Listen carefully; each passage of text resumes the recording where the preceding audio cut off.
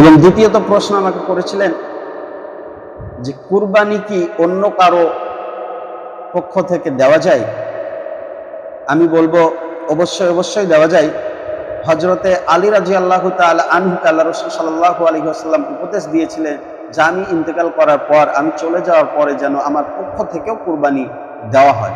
আলী রাদিয়াল্লাহু তাআলা আনহু নিজের জন্য একটা কুরবানি রাখতেন এবং তার পরে পরে আল্লাহ রাসূল সাল্লাল্লাহু আলাইহি ওয়াসাল্লামের তরফ থেকে একটা কুরবানি রাখতেন।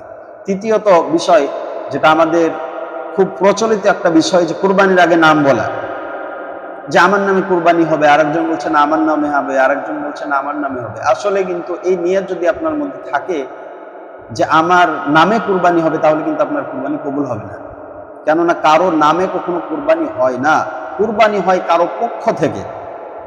আপনি আপনার পক্ষ থেকে কুরবানি দিচ্ছেন, কিন্তু আপনার